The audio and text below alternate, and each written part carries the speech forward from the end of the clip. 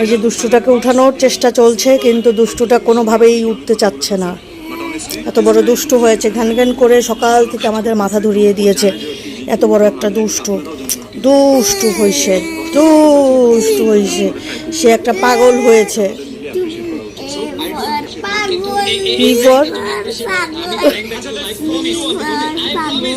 হ্যাঁ, A for পাগল।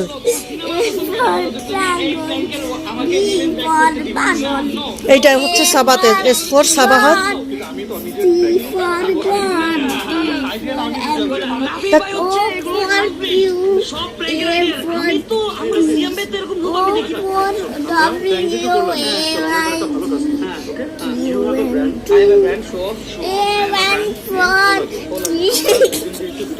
পাগলের পাগলামি দেখছিস কি? দাঁড়া, তোকে দুষ্টু পাগল।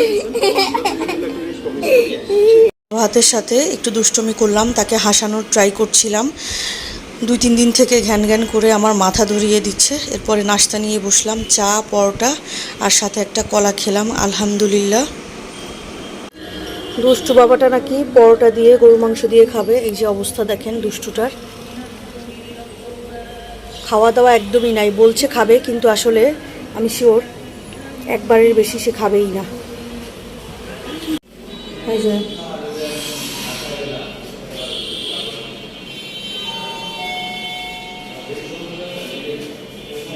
এটা কি ডান্স?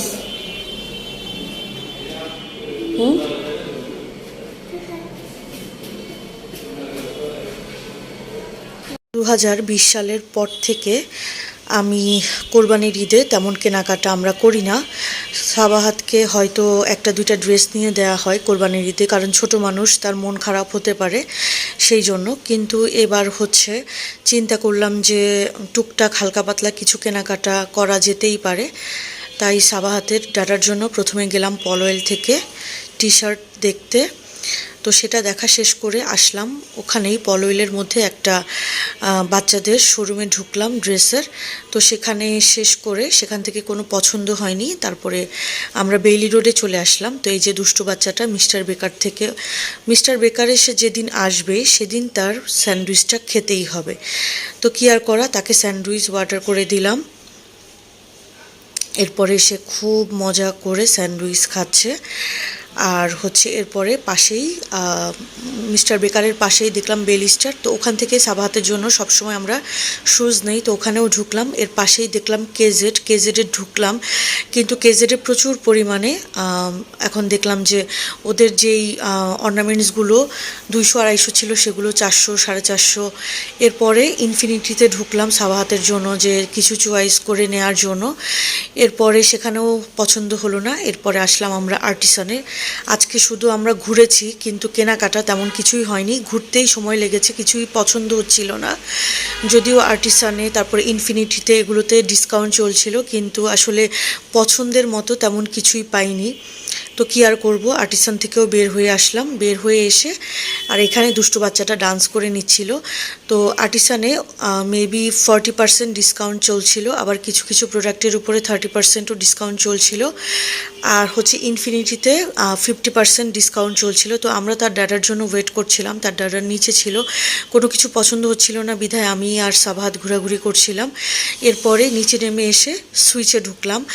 বেলি রোডে গেলে অবশ্যই সুইচ থেকে কেক খেতে হবে আমাকে। আর ইদানিং সাবাহাতও আমার সাথে সাথে দেখি ওদের ব্ল্যাক ফরেস্ট কেকটাও খায়, মাশাল্লাহ।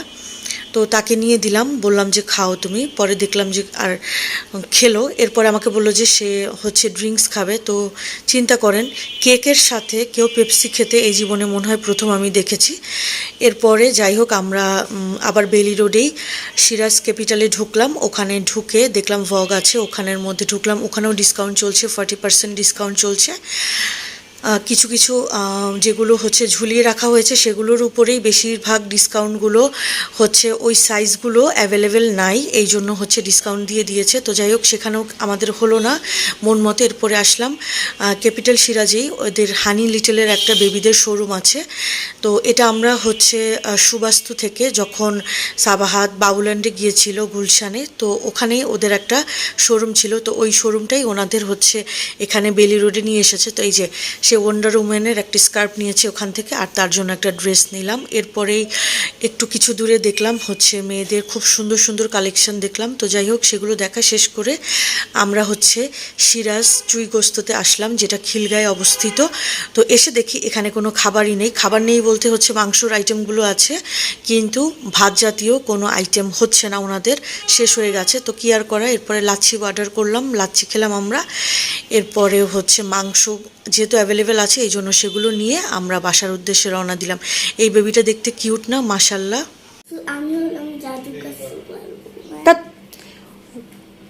ওয়ান্ডার উইমেনের কী নিয়ে এসেছে আল্লাহ জানে। ড্রেসও খুঁজেছিল পাগল, কিন্তু আরও ছোট সাইজের আছে, কিন্তু ওর সাইজের কোনো ড্রেস নেই।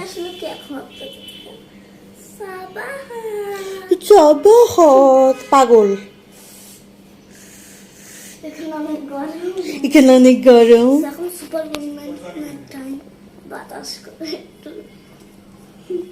মানে একটা ফালতু জিনিস নিয়ে এসেছে, মানে মানা করেছিলাম যে এটা নিও না, তারপরেও কি আর করা, নিয়ে নিবে। তো সিরাজ চুই গোস্ততে গিয়েছিলাম আমরা আজকে ডিনার করতে, কিন্তু আনফর্চুনেটলি ওনাদের খাবার শেষ হয়ে গিয়েছিল। তো মাংস ছিল, এটা আমরা নিয়ে আসলাম। আর হচ্ছে এটা হচ্ছে গিয়ে ছানা ডাল এরকম হবে, আর হচ্ছে ভর্তাও নিয়ে এসেছি, বললাম যে ভর্তা দিতে। আলু ভর্তাও নিয়েছি।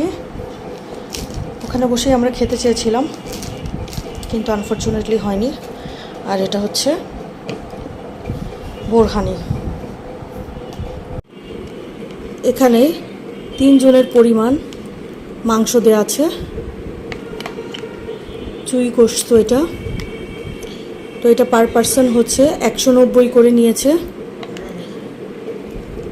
আর এটা হচ্ছে গরুর তেল হাড়গোড় দিয়ে করে, বুটের ডাল দিয়ে। এটা হচ্ছে একজনের জন্য 70 টাকা। আর আলু ভর্তা হচ্ছে একটু আলু ভর্তা 25 টাকা করে।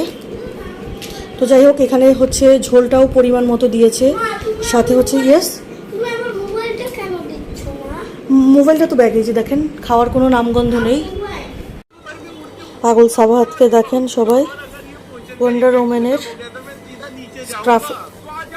স্কার্ফটাকে সেই যে এখন বসার নিচে রেখেছে। কত বড় বদ্ধ পাগল হলে এই কাজটা করতে পারে সেটা একবার ভেবে দেখেন। এই পাগল, এই পাগল, সবাইকে বাই বাই বলে দাও। কিসের bye bye tata good bye? তোকে তো খাবো মাম মাম। কিসের বাই?